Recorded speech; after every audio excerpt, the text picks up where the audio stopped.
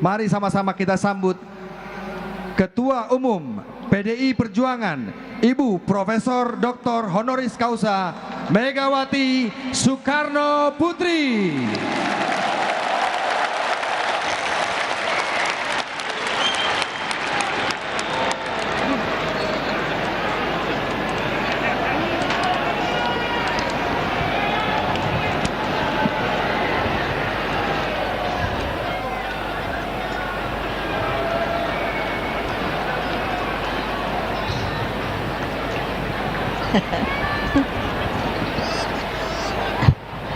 Tolong wartawan duduk dulu, itu anak-anak saya mau lihat saya.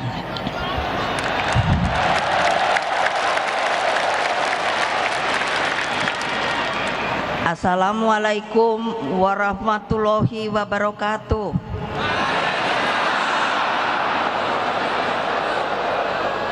Salam sejahtera untuk kita semua. Om Swastiastu. Namo Buddhaya.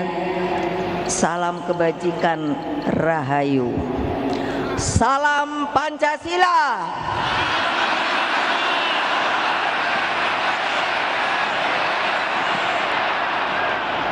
Merdeka!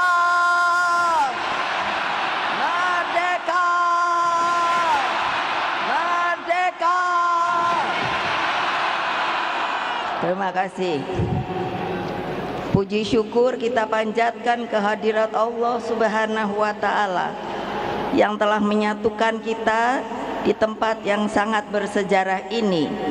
Di tempat ini pada tanggal 24 Agustus tahun 62, Bung Karno dengan sukses telah membuka pesta olahraga Asian Games. Dari tempat ini pula bergelora kebangkitan bangsa-bangsa yang baru merdeka melalui sebuah penyelenggaraan Games of the New Emerging Forces atau GANEFO. Hadirin sekalian, hari ini seperti tadi yang telah dikatakan oleh Mbak Puan adalah puncak peringatan bulan Bung Karno. Bulan Juni ini bagi partai merupakan sebuah bulan yang sangat menentukan, bukan saja bagi kehidupan partai kita, tetapi juga merupakan sebuah kehidupan bagi jalannya bangsa dan negara kita. Supaya kalian selalu ingat kepada sejarah, yaitu ingatlah jas merah. Hari ini adalah kembali puncak peringatan bulan Bung Karno, sebagai yang juga telah diterangkan oleh Mbak Puan. Beliau itu benar-benar pejuang sejati yang berjuang tanpa pamrih. Bagi Bung Karno, dedication of life itu bukanlah hanya slogan, tetapi dijalankan dengan seluruh jiwa raganya. Dalam perjuangan yang begitu panjang, sampai Bung Karno diakui dunia sebagai seorang sosok pembebas dengan konsepsi ideologinya yang berangkat dari falsafah petani yang disebut namanya Pak Marhain. Seringkali orang mempelesetkan, katanya kalau Marhain itu adalah komunis. Padahal saya sebut Bapak Marhain. Dia itu sebenarnya seorang petani. Ketika Bung Karno sedang kuliah di Bandung, beliau bertemu dengan Pak Marhain. Beliau bertanya begini, "Bapak seorang petani bahasa Sunda?" "Ya."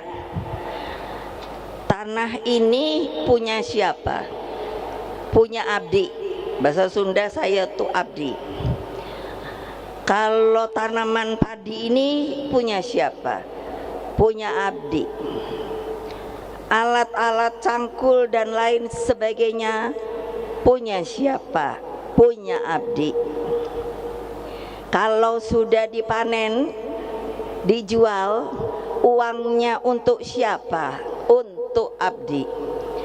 Setelah berpikir merenung yang dinamakan kontemplasi panjang, maka Bung Karno merasa bahwa perjuangan ini harus seperti apa yang dimiliki oleh Pak Marhain.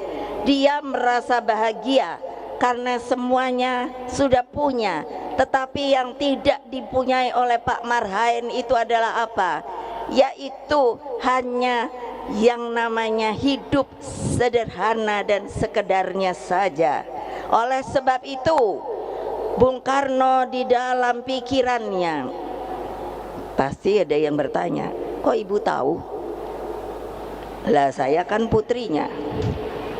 Jadi saya sudah pernah loh, kalau ada yang tidak percaya, itu ada makamnya. Saya lupa di mana, tapi di daerah Bandung begitu. Jadi jangan dikatakan kalau saya bilang Marhain itu lalu komunis. Jadi akhirnya di dalam mengekstraksi cara berpikirnya, maka Bung Karno melahirkan Pancasila pada tanggal 1 Juni 1945. Pada waktu yang lalu pun Pancasila itu sepertinya diredupkan, diplesetkan. Padahal itu adalah, makanya harus semua yang namanya anggota partai PDI Perjuangan itu belajar namanya lahirnya Pancasila pada tanggal 1 Juni 1945. Kenapa? Karena semua pada waktu itu seluruh pemimpin bangsa itu bertemu di sebuah rapat yang namanya BPUPK. Orang banyak yang berpidato pada waktu itu, tetapi ketika pemimpin rapat menanyakan, sebenarnya yang diinginkan oleh kita sebagai falsafah dasar negara yang akan kita merdekakan nanti itu apa? Bung Karno menunjuk, bolehkah saya berbicara? Beliau berbicara panjang lebar. Akhirnya dengan ditepuk tangani oleh seluruh anggota yang hadir pada waktu itu, dan untuk tepuk tangan berdiri itu saudara-saudara, kalau bahasa Inggrisnya adalah standing ovation, itu orang tidak bisa dipaksakan. Jadi bertepuk tangan nanti sambil berdiri itu sebuah tanda kehormatan yang luar biasa. Sama ketika beliau juga membacakan pidatonya, yaitu di PBB yang disebut to build the world anew, membangun dunia baru. Itu pun mendapatkan yang namanya tepuk tangan standing ovation. Tidak bisa kalau disuruh-suruh. Semuanya itu menandakan apa? Cara berpikir Bung Karno itu ternyata mendunia, saudara-saudara.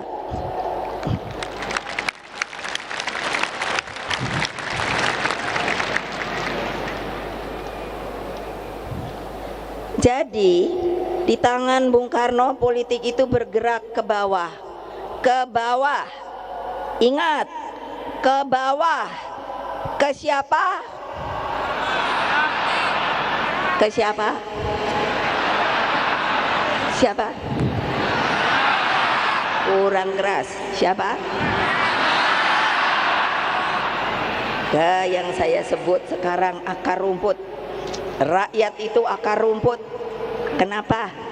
Karena ini ada rumputnya ditutupi, tapi nanti kalau dibuka dia cepat bertumbuh kembali. Jadi rakyat itu, akar rumput itu tidak pernah bisa dipunahkan, saudara-saudara. Ingat itu. Nah, makanya ketika tanggal 17 Agustus 45 itu saya tanya bapak saya, waktu itu sebetulnya takut apa tidak? Toh masih dijajah dengan Jepang, dan waktu itu Belanda dibantu sekutu masih juga ada. Ya takut. Nah terus kok bapak berani? Karena saya yakin, hakul yakin bahwa setelah bunyi proklamasi ini saya dengungkan, maka yang namanya Indonesia akan menjadi sebuah negara merdeka, berdaulat dan bebas aktif, saudara-saudara. Jangan lupa loh, jangan lupa loh. Nanti yang rugi kalian sendiri kalau ada yang mau merubah-rubah ini. Saudara-saudara sekalian, di tangan Bung Karno politik ini bergerak seperti tadi yang saya katakan, keberpihakan itu selalu harus ada kepada akar rumput. Karena apa kata Bung Karno? Di dalam gubuknya rakyat miskin itulah energi perjuangan kepartean berasal, dan Tuhan bersemayam di gubuknya rakyat miskin. Nah jadi kalau kalian luar biasa loh bisa datang ke sini. Coba kalau mereka mungkin mendengar, aduh kok saya ndak bisa ke sana ya, kok nggak bisa melihat Ibu Mega ya. Coba kasihan apa ndak ya. Watak politik seperti inilah yang dipahami oleh PDI Perjuangan, sehingga melalui Rakernas ketiga pada tanggal 6 Juni yang lalu, PDI Perjuangan mengangkat kembali perintah konstitusi. Ingat, perintah konstitusi. Ingat, perintah konstitusi bahwa fakir miskin dan anak-anak terlantar dipelihara negara. Itu nanti yang akan jadi pegangan kita untuk supaya kita bisa menang kembali. Kalian siap apa tidak?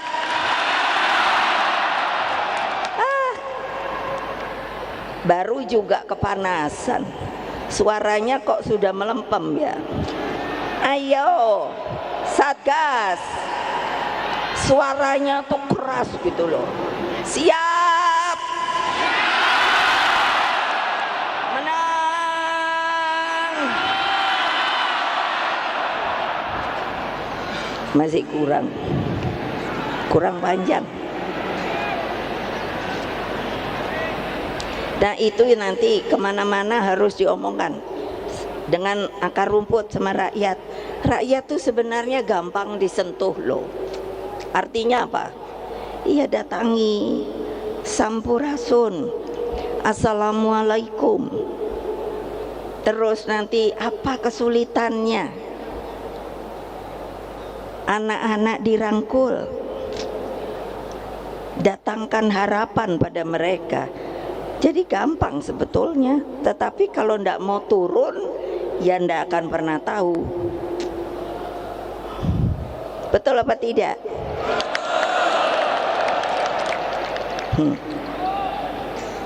Nah, ini karena tadi sebetulnya, tapi tadi saya pikir sudah disebut oleh Mbak Puan. Semua yang hadir, yang terhormat di sini, termasuk Pak Jokowi. Lalu sudah dikenalkan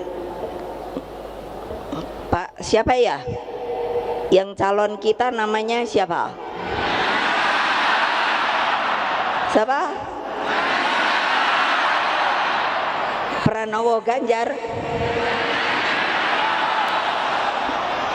Ya.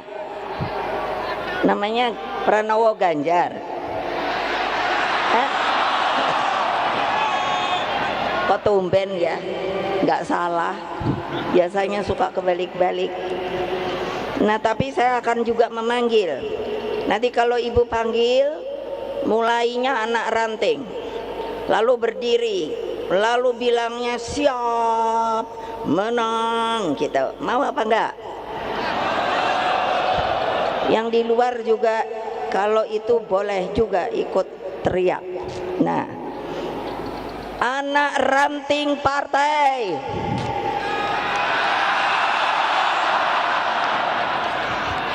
ranting partai,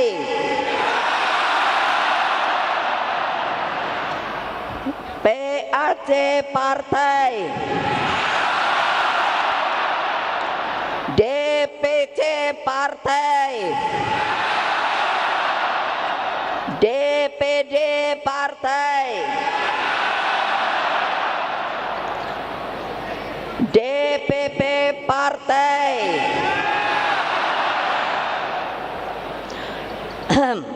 Satgas partai,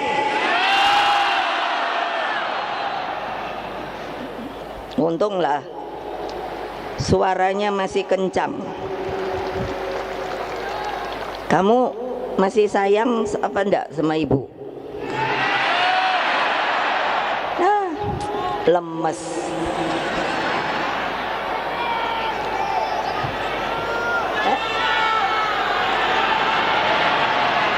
Lo nanya kok malah teriak-teriak. Kamu masih sayang apa tidak sama ibu?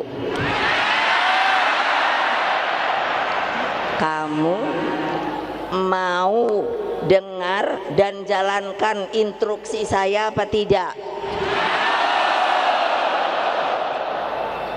Dijalankan apa tidak? Enggak bohong. Ini janji loh. Siapa nanti yang tidak turun? Siapa nanti yang tidak turun?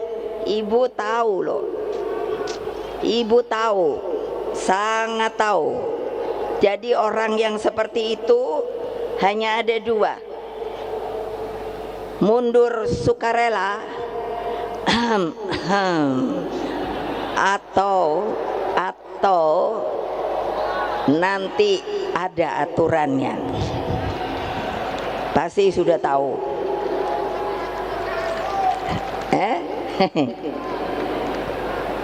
Nah, untuk itulah dengan demikian kita membagi berkah kepada mereka sebagai bentuk gotong royong bangsa. Komitmen partai dengan tagline ini tidak bisa dibantah oleh siapapun karena di dalamnya mengandung kebenaran ideologi, keberpihakan, dan visi seluruh anak bangsa. Saudara-saudara sekalian, anak-anakku tercinta, perhatian terhadap fakir miskin dan anak terlantar adalah praksis ideologi Pancasila yang harus dijabarkan secara utuh. Para pendiri bangsa, dengar, memasukkan ketentuan pasal 34 ayat 1 di dalam Undang-Undang Negara Republik Indonesia tahun 1945 dengan penuh kesadaran agar tidak ada lagi kemiskinan di dalam buminya Indonesia merdeka. Pertanyaan kita semua, apakah ini mungkin? Ayo jawab, apakah ini mungkin?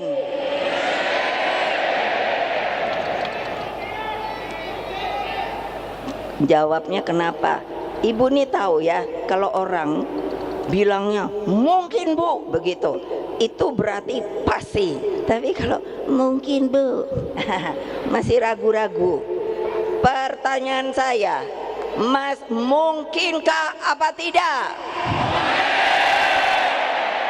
Nah, janji loh, kalian sendiri bilang mungkin.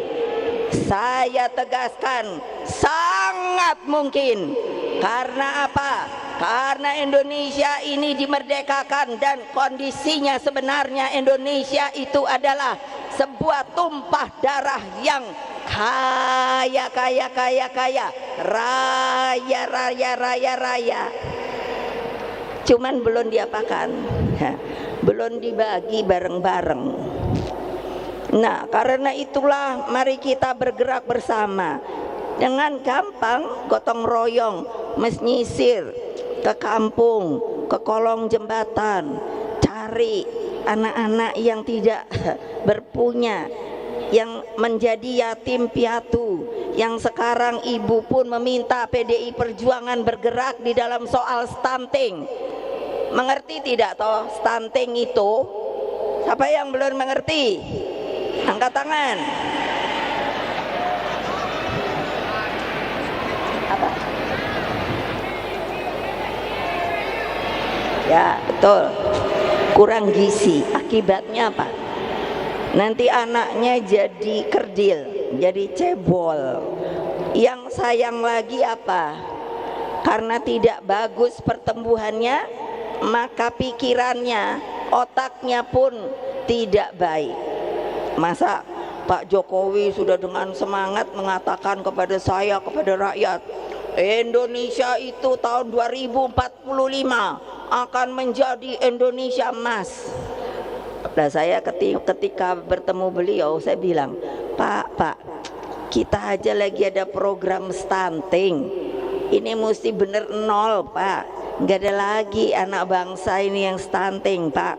Gimana caranya? Ini kan banyak ya. Di belakang saya ketua-ketua umum partai loh. Saya belum tahu ada yang udah mau ikut sama PDI Perjuangan. Ada yang masih mikir. Ada yang udah nanti aja dah. Nanti tanya sendiri aja. Jangan ketawa lo ya. Iya, makanya tanya aja sendiri. Jadi apa coba? Nah, bagaimana?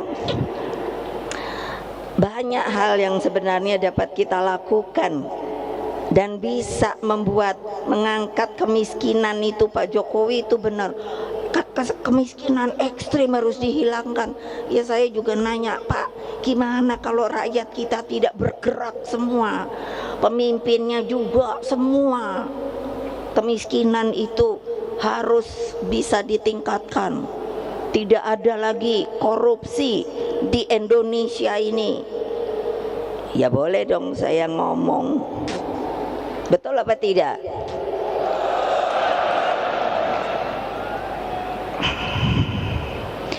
Nah, apa toh untuk menghapuskan kemiskinan ekstrim?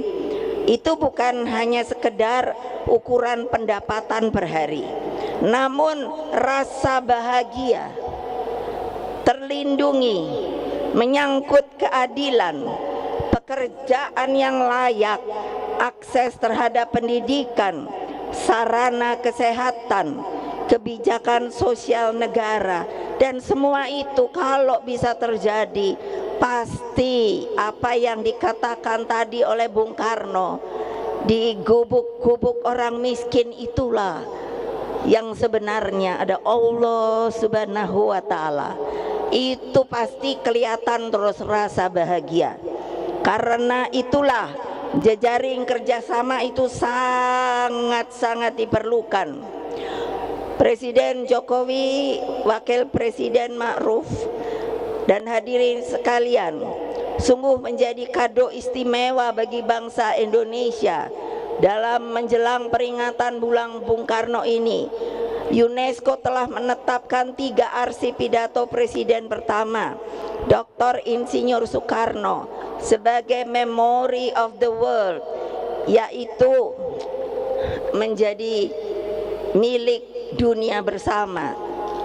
Memory of the World. Jadi boleh digunakan oleh siapapun di dunia ini, yaitu pidato di depan Konferensi Asia Afrika Bandung pada tahun 1955. Lalu pidato to build the world anew di hadapan sidang umum PBB tahun 1960, dan pidato pada KTT non-blok pertama di Beograd tahun 1961.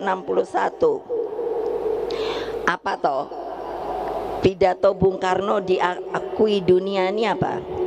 Jadi artinya kita diberi pengakuan bahwa Indonesia semakin terpanggil pada misi global yang begitu penting, yakni menwujudkan tata dunia baru yang bebas dari penjajahan dan terus berjuang untuk perdamaian dunia secara abadi.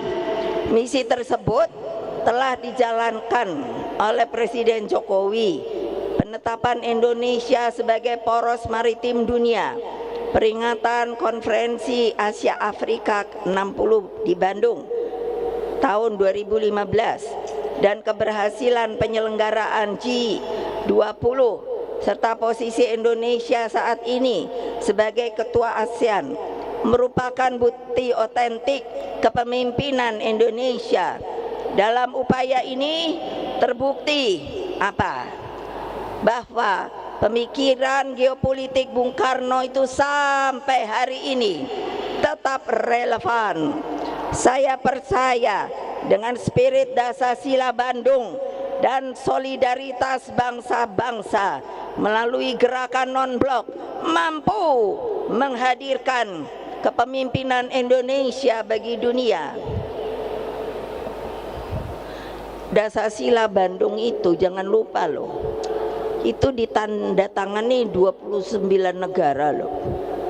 Jadi bukan kita sendiri.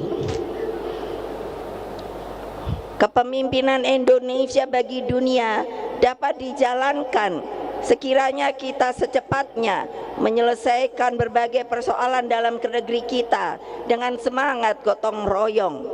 Dalam upaya ini, kesinambungan kepemimpinan nasional sangatlah penting. Atas dasar hal tersebut, maka pada tanggal 21 April 2023, saya tidak ngomong sama siapa-siapa, hanya saya ceder, bertepatan dengan hari lahir Ibu Kartini, saya telah menetapkan Saudara Ganjar Pranowo sebagai calon presiden dari PDI Perjuangan.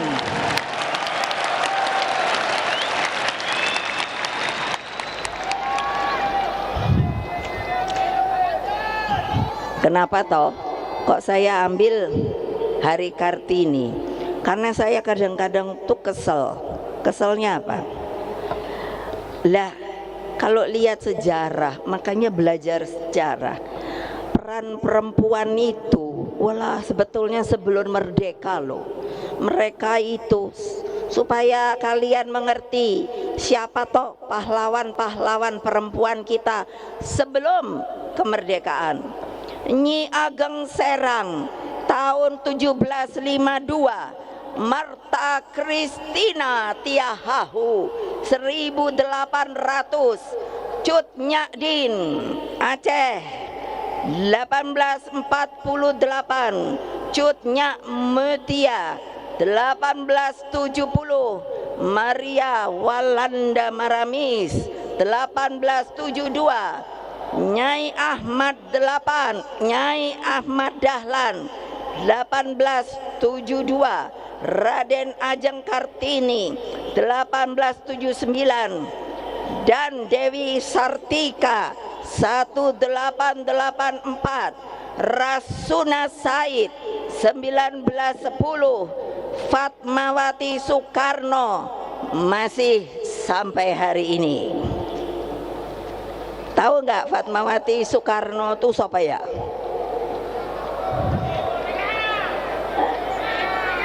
Apa? Nggak dengar? Ibu Fatmawati itu siapa ya? Ayo, nenek saya, nenek saya, bukan? Bu Fatma itu yang melahirkan saya ini. Makanya saya ini jadi perempuan yang tangguh gitu loh. Coba. Ya, betul apa enggak? Betul enggak? Mantap apa tidak? Iya, keren loh. Syukur alhamdulillah keputusan pencalonan tersebut disambut baik oleh rakyat Indonesia. Makanya dengan spirit gotong royong yang kita kedepankan. Nah, tadi sudah saya sampaikan. Padahal kita itu sebetulnya boleh bawa calon presiden, wakil presiden sendiri loh. Tapi saya membuka pintu karena apa? Sifat kita adalah kekeluargaan dan gotong royong. Jadi tadi saya katakan di belakang saya ini ada beberapa partai yang sudah pasti. Nah, itu ada 3 dari PPP,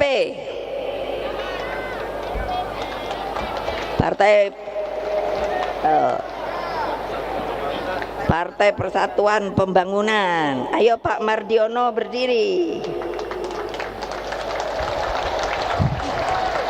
Beliau nomor 1, Bu. Saya sama-sama boleh nggak, Bu? Boleh Pak. Nah, lalu tapi ada lagi. Ini abang saya ini, ndesek aja. Dari Partai Hanura, yaitu Pak Oso. Dia suka marah-marah kalau kenapa kamu nggak pernah ajak abang ya? Ayo sinilah kalau mau ikut gitu. Yang ketiga itu orangnya tidak ada. Salam dari Pak Haritanu Wijaya. Saya kenalnya Pak Haritanu, nama panjangnya Pak Haritanu Wijaya dari Perindo.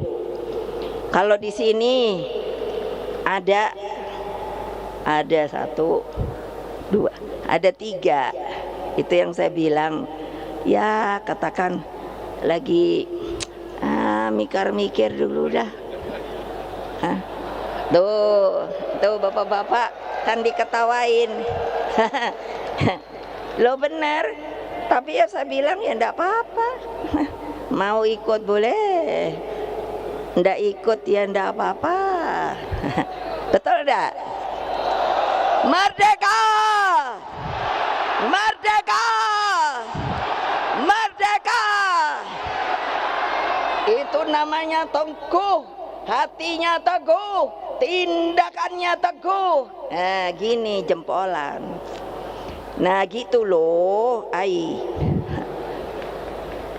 Nah, kita perlunya apa? Udah jangan teriak-teriak. Kalau keluar dari sini nggak teriak-teriak lagi loh. Bergerak, bergerak, bergerak, bergerak. Satu barisan. Tadi Mbak Puan bilang rampak barisan, satu barisan. Gitu, ketuk setiap pintu-pintu hati rakyat.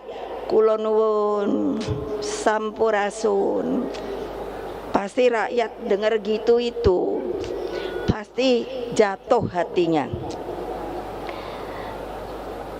Sebab dengan tantangan ke depan tidaklah mudah, diperlukan. Nah, ini juga kasih tahu. Kalau mau milih pemimpin, jangan hanya lihat tampangnya.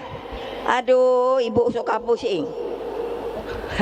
Ada dulu ya, kalau kan waktu ibu mau jadi presiden lagi, terus ada ibu-ibu kan bilang gini, aduh ibu maaf, sebetulnya saya mau milih ibu lagi, tapi saya kok kepingin milih yang ganteng. Aduh, pusing kepala saya. Ya tapi ya sudah, maunya sendiri. Jadi ibu ini biar udah cantik kayak gini, nggak diakui, salah besar.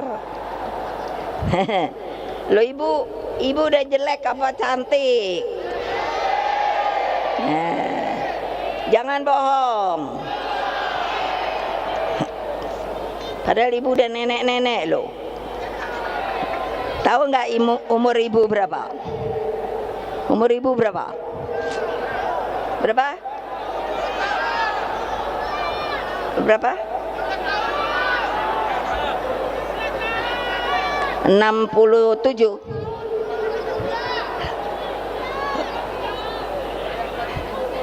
Ibu nih udah nenek. Hanya karena semangat jadi masih bisa teriak-teriak. Nah sudah, kalau kamu masih sayang ikuti saya.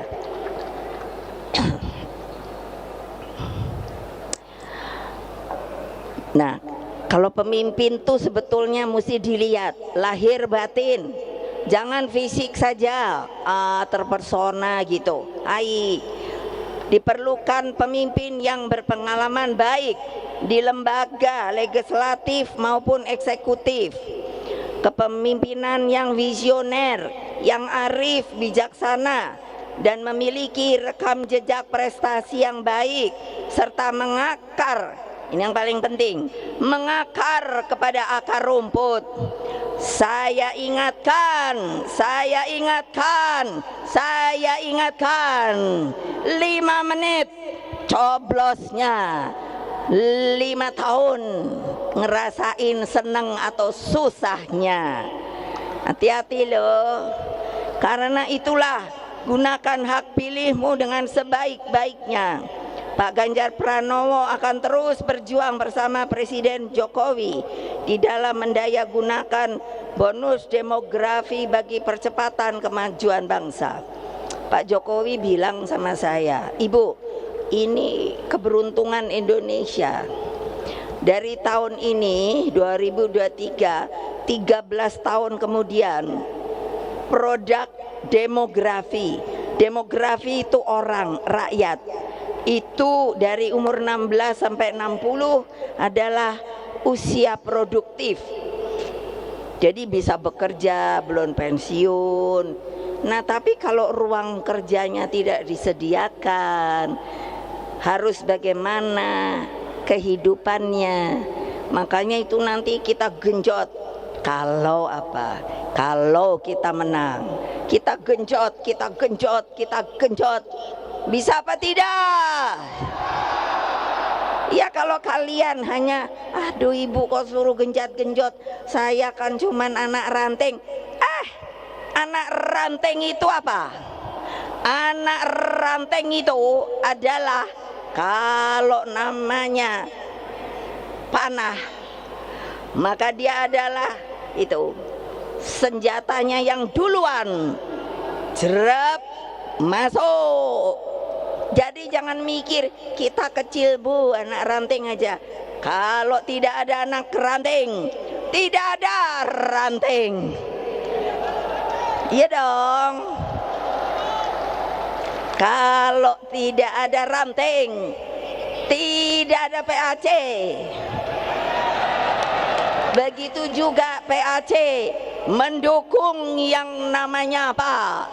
Yang namanya DPC. Lalu DPC, kalau ada DPC ya, yang nggak mau kerja, kasih tahu ibu ya. Siap.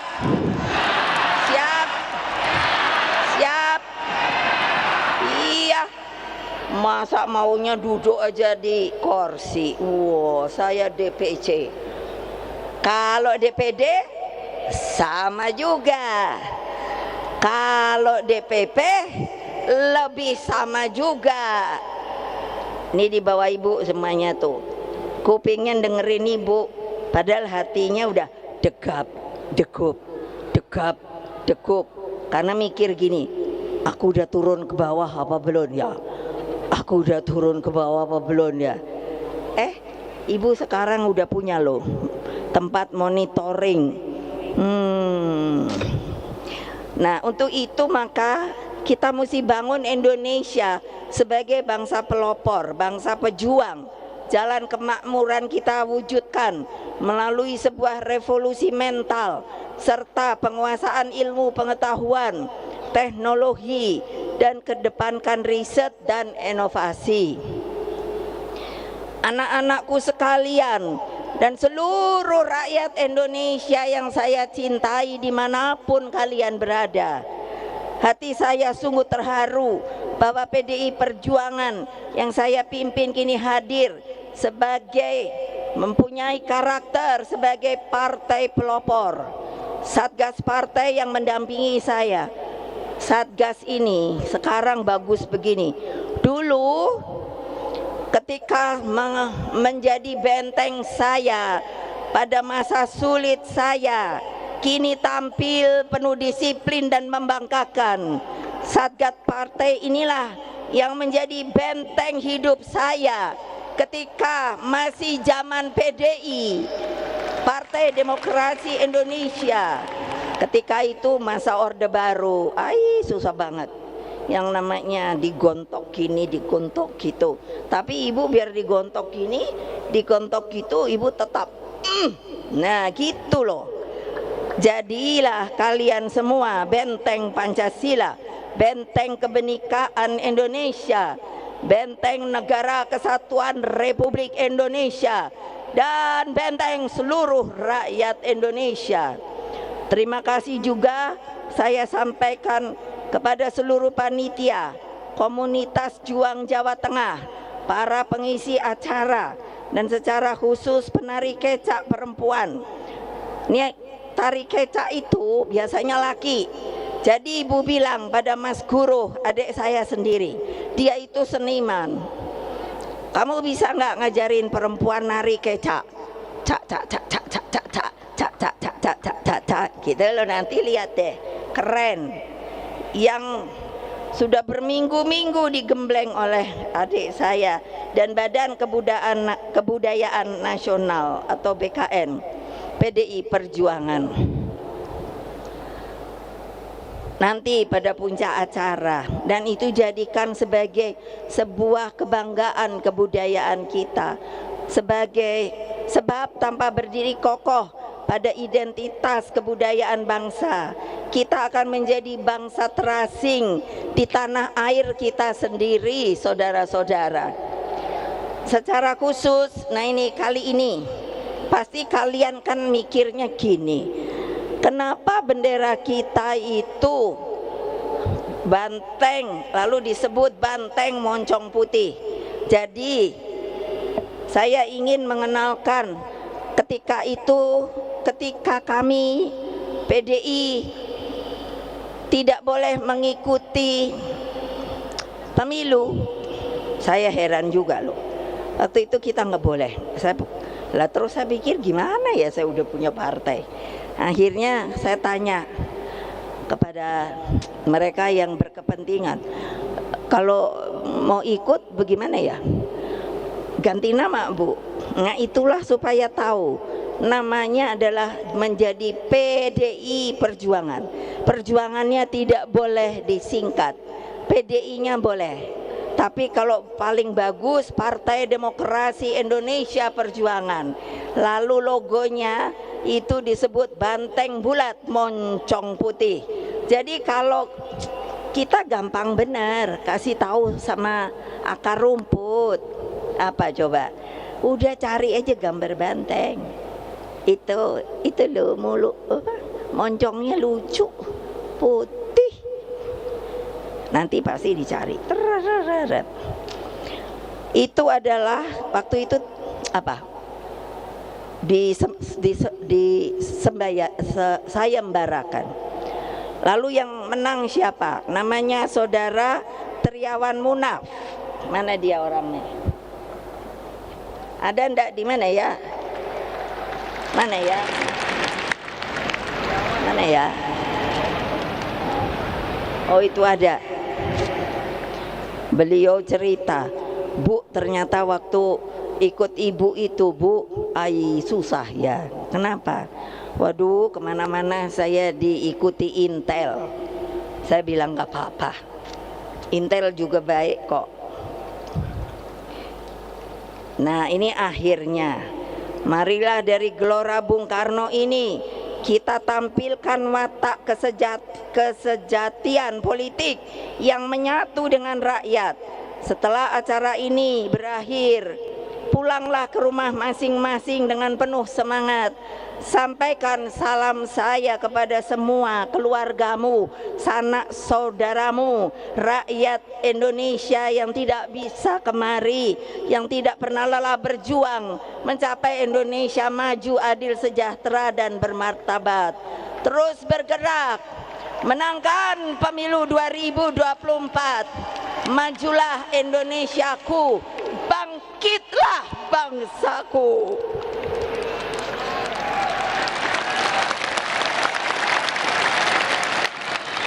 Bersatu kita teguh, bercerai kita runtuh.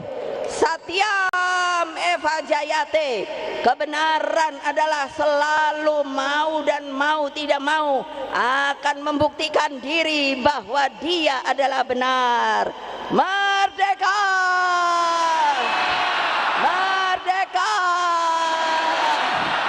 Merdeka! Merdeka! Merdeka! Terima kasih. Wassalamualaikum warahmatullahi wabarakatuh. Om Santi, Santi, Santi Om.